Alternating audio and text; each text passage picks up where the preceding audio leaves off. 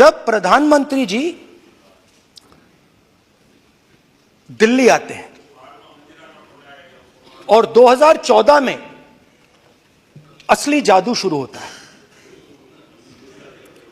मैंने कहा कि 2014 में वो 609 नंबर पे थे, कुछ ही सालों में वो दूसरे नंबर पे पहुंच गए। कैसे पहुंचे? मैं आपको, बहुत सारी इंडस्ट्रीज में काम करते हैं, मैं आपको 2-3 इंडस्ट्रीज का उदाहरण दे देता हूं। एयरपोर्ट इंडस्ट्री की बात, एयरपोर्ट्स की बात करते हैं।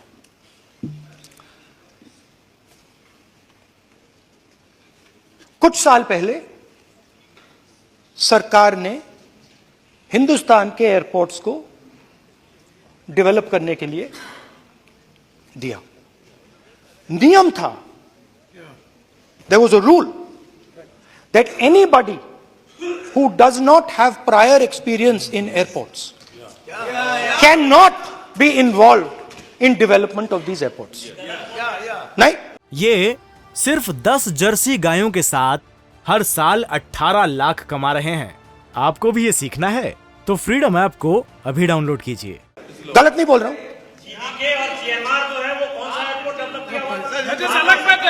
आप बैठ जाइए।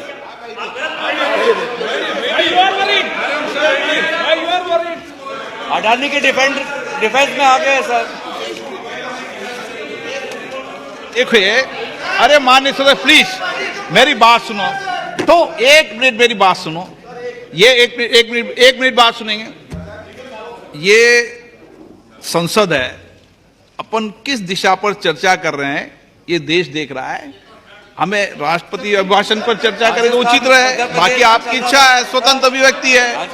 मेरा मानना ये तो अपन एक विषय पर ओके, तो आपको तो रूल था, नियम था। हाँ, पॉइंट ऑफ ऑर्डर किस पे है ये? सर कैसे एयरपोर्ट का प्राइवेटाइजेशन तो उनके समय हुआ, ऐसी कोई पार्टी थी जिसका अनुभव था? ये कौन सी बात कर रहे हैं? बोलिए। ओके प्लीज ओके, बोलने दे आपको नेता को, तो बोलने दे आपको नेता को। रूल था, प्लीज बोलने दे। रूल था कि अगर कोई एयरपोर्ट बिजनेस में नहीं था तो वो इन एयरपोर्ट्स को ले नहीं सकता था। इस रूल को हिंदुस्तान की सरकार ने बदला। किसी ने भी बनाया हो, रूल था। किसी ने भी बनाया हो, रूल था। रूल बनाया किसने बात नहीं है, रूल बदला किसने बात है। रूल बदला गया और किसके लिए? किसने किया है?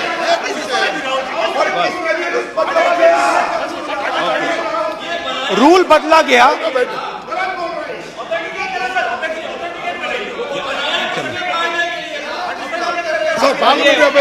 चलता रहेगा क्या सर? आप रूल को बदला गया। सर बोलने दीजिए। करना चाहिए सर, ऑथेंटिकेट करना चाहिए। चलिए आप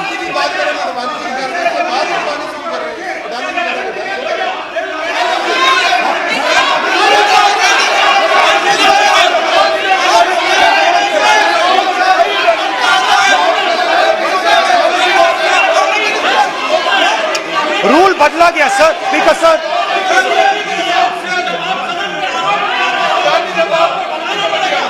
बैठे।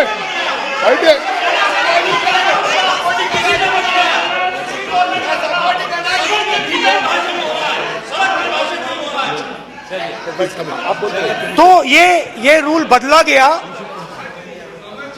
उस समय मीडिया में इसके बारे में चर्चा हुई थी। रूल बदला गया और अदानी जी को 6 एयरपोर्ट्स दिए गए। उसके बाद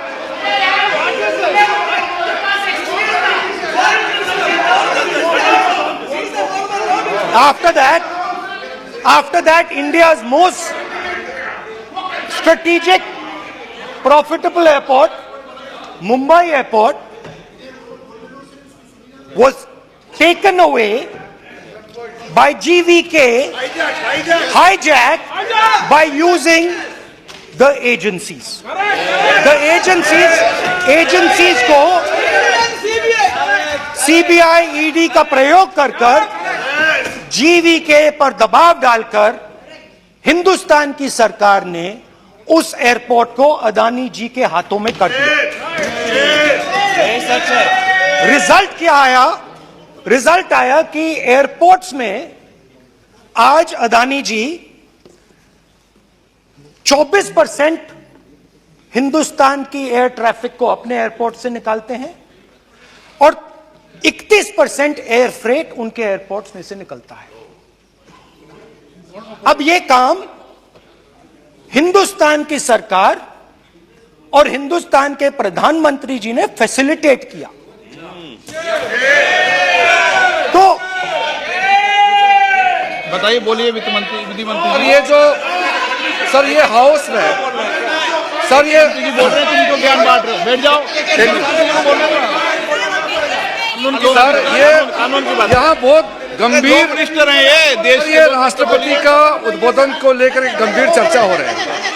जो भी मेंबर कुछ भी बात करे विद फुल रिस्पॉन्सिबिलिटी ऑथेंटिकेट करें। और ये वाइल्ड एलिगेशन अपना एक सोच के आया है, बिना तर्क के ऐसे वाइल्ड एलिगेशन लगा रहे, ये कोई मतलब नहीं है सर, ये ऐसा नहीं बोल सकते। और वो सर तर्क रखना पड़ेगा।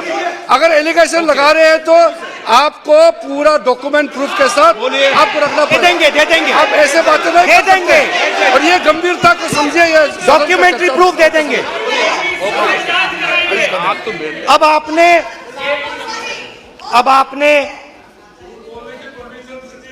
जो पिछले स्पीकर थे उन्होंने फॉरेन पॉलिसी की बात की, हम भी फॉरेन पॉलिसी की बात करते हैं। चलिए डिफेंस से शुरू करते हैं। बहुत ऑप्शंस है, आप बताइए कहां से शुरू करें। बिजली, डिफेंस, कोयला, बहुत ऑप्शंस है। Defence, let us start with defence. अब डिफेंस में अदानी जी का कोई एक्सपीरियंस नहीं था, जीरो एक्सपीरियंस। कल मैंने प्रधानमंत्री को HAL में देखा। प्रधानमंत्री जी ने कहा कि गलत आरोप लगाया, मगर रियलिटी तो यह है कि HAL का जो कॉन्ट्रैक्ट था 126 हवाई जहाजों का, वो अनिल अंबानी को चला गया और अनिल अंबानी बैंकरप्ट हो गया। वहां भी फैसिलिटेशन था। अब देखिए, और ये जो फ्यूचर एंटरप्रेन्योर्स हैं, जो बिजनेस स्कूल हैं, हार्वर्ड यूनिवर्सिटी जैसे स्कूल हैं, इनको इसकी केस स्टडी बनानी चाहिए, शायद बने। How to use government power to build individual businesses, case study.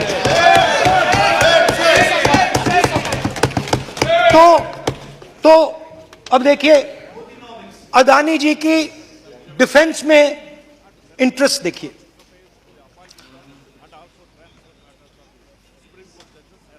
Elbit company के साथ हिंदुस्तान में अदानी जी ड्रोन्स बनाते हैं। ड्रोन्स को हिंदुस्तान की एयरफोर्स, आर्मी, नेवी के लिए रीफिट करते हैं। अदानी जी ने यह काम कभी नहीं किया है पहले। HAL यह काम करती है।